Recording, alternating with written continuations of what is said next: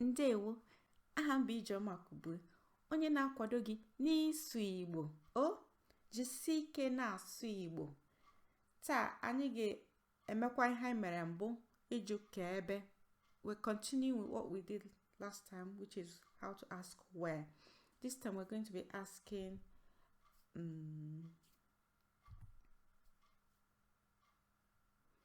ka ebe ị nọ.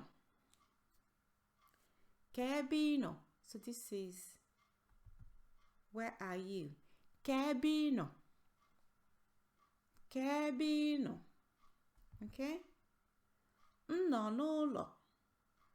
M nọ n'ụlọ. So I'm in the house. M nọ n'ụlọ. M nọ n'ụlọ. Get? Ka ebe ị nọ. Where are you? Ka ebe ị nọ. Okay? So even though she's in the house, what I want to bring out here is that she is downstairs. So ka ebe ị nọ. M nọ n'ala. M nọ n'ala. M nọ n'ala. Okay?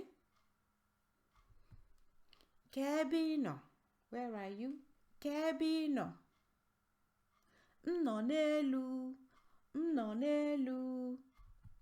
M nọ n'elu. I'm upstairs. M nọ n'elu. Okay?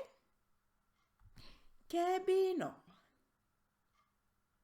Ka ebe ị nọ. So m hụrụ gị iji nri n'aka. I can see you got food in your hands. So which part of the house are you?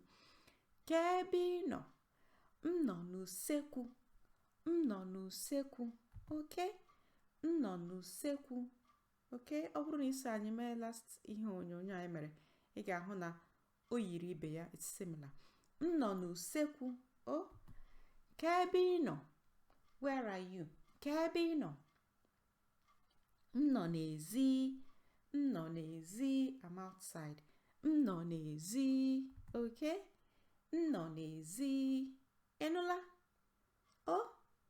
Ngwanụ, anyị ga-akwụsị ebe a taa. Jisikwa ike na-asụ Igbo. Ka ọ dị. Ka ọ dị.